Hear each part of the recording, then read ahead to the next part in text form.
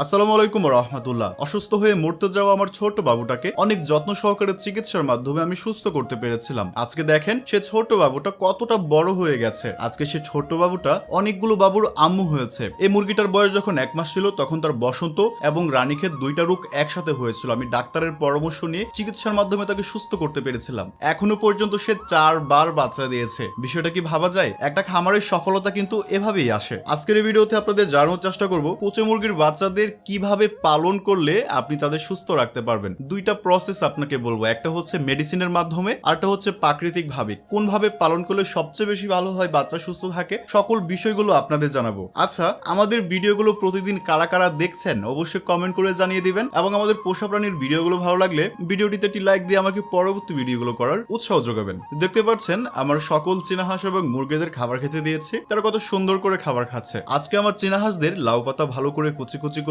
কেটে তার সাথে ধান এবং রাইস পলিশ, ভাতের মার, কুড়া এগুলো ভালো করে মিক্স করে দিয়েছি। দেখেন তারা কত সুন্দর করে খাচ্ছে। আসেন এখন মেন বিষয়টাই চলে আসি, আমার মুরগিগুলোকে দেখাই। এই যে দেখেন আমার এই মুরগিটা আজকে অনেকগুলো বাবু নিয়ে বের হয়েছে। আমি 24 তারিখে ডিমগুলো কুচে বসাইছিলাম, এখনো পর্যন্ত 8টা বাচ্চা ফুটছে, আরো কয়েকটা বাচ্চা ফুটতে পারে। তাদেরকে আপনি কিভাবে সুস্থ রাখবেন? সর্বপ্রথম আমি মেডিসিনের কথা বলি, যে নর্মালি ভাবে আপনি যদি ঔষধ খাওয়ায় তাদের সুস্থ রাখতে চান, কোন কোন ওষুধগুলো খাওয়াতে পারেন। এই যে এখন 3টা ওষুধ দেখতে পারতেছেন, আপনি চাইলে কিন্তু এই 3টা ওষুধ খাওয়াতে পারেন। আমাকে একজন ডাক্তার সাহেব আমাকে পরামর্শ দিয়েছিল প্রাণী সম্পদ অধিদপ্তরের। আমি কিন্তু প্রায় অনেক বছর যাবত এই 3টা ওষুধের মাধ্যমে আমার মুরগিদের সুস্থ করেছে। তবে এখানে একটা সমস্যা আছে, যারা গ্রাম অঞ্চলে কয়েকটা মুরগি পালন করছে তারা কিন্তু 800-900 টাকা খরচ করে 3টা ওষুধ কিনতে পারবে না। তারা কিভাবে পালন করতে পারেন দেখেন, আমি আপনাকে প্রাকৃতিক ভাবে কিভাবে আপনার মুরগির বেবিগুলোকে সুস্থ রাখবেন সেই বিষয়টাও বলবো। মনে করেন আজকে আপনার বেবিগুলো ফুটে বের হয়েছে ডিম থেকে, তো আজকে থেকে একদম পরবর্তী 5 দিন কিংবা 7 দিন পর্যন্ত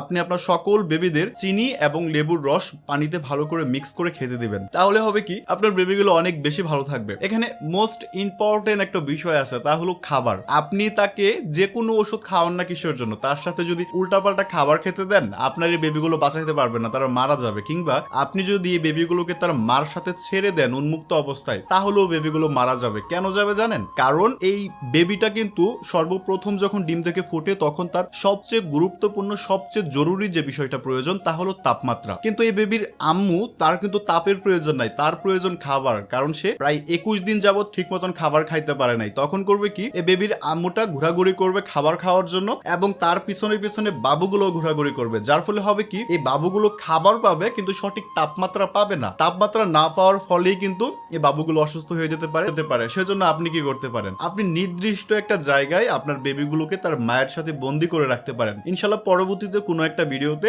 আপনাদের সেই প্রসেসটা দেখানোর চেষ্টা করব। এখন কথা হলো আপনি তাদের কি খাবার খেতে দিবেন। দেখেন, আপনি যদি আমার পরামর্শ চান তাহলে আমি আপনাকে পরামর্শ দেব, প্রথম 1 মাস কিংবা 40 কিংবা 45 দিন পর্যন্ত আপনি তাদের স্টার্টার ফিড খাওয়াবেন। তো এই স্টার্টার ফিড খাওয়ালে হবে কি, তাদের শরীরে যতটুকু পুষ্টি প্রয়োজন সে পুষ্টিটুকু তারা খাবার থেকে পাবে। এবং 1 মাস পর থেকে আপনি তাকে ছেড়ে দিতে পারেন তার মায়ের সাথে, অথবা মায়ের কাছ থেকে আলাদা করে দিতে পারেন, যে কোনো খাবার দিতে পারেন, কোনো সমস্যা হবে না। কিন্তু প্রথম 1 মাস কিংবা 45 দিন পর্যন্ত আপনি যদি তাদের স্টার্টার ফিড দিতে পারেন, তাদের গ্রোথ ভালো থাকবে, তাদের বয়সের তুলনায় তাদের শরীরটা একটু বড়সড় হবে, যার ফলে তার রোগ প্রতিরোধ ক্ষমতাটা একদম ছোট থেকেই একদম ভালো থাকবে, বুস্টিং করা থাকবে। আশা করছি এই বিষয়টি আপনি বুঝতে পেরেছেন। আসেন মন ভালো করার মতো একটা জিনিস দেখায়। আমার 4.5 মাস কিংবা 5 মাস বয়সের ছোট্ট একটা মুরগি ডিম পারতেছে, বিশ্বাস করা যায়? এখনো পর্যন্ত সে 3টা ডিম পারছে। প্রথম ডিমটা একদম কবুতরের ডিমের মতো ছিল, যেটা আমি সিদ্ধ করে খেয়ে ফেলছি, এবং বাকি 2টা ডিম দেখেন তারা এই ডিমগুলো কতটা ছোট ছোট। তবে এই ডিমগুলো যেহেতু ছোট, এগুলো কিন্তু কুচে বসাবো না, কুচে বসালে বাচ্চা না ফোটার সম্ভাবনা একটু বেশি থাকে। তো যাই হোক, আপনারা সকলে ভালো থাকবেন, এবং অবশ্যই আমাদের পোষা প্রাণীর ভিডিওগুলো ভালো লাগলে ভিডিওটিতে একটি লাইক দিয়ে আমাকে পরবর্তী ভিডিওগুলো করার উৎসাহ যোগাবেন। আর যারা প্রতিদিন আমাদের ভিডিওগুলো দেখেন তারা অবশ্যই কমেন্ট বক্সে সাড়া দিয়ে যান। আমি দেখতে চাই কারা কারা আমাদের প্রতিদিনের ভিডিওগুলো দেখে। সকলে ভালো থাকবেন, সুস্থ থাকবেন। টাটা, আল্লাহ হাফেজ।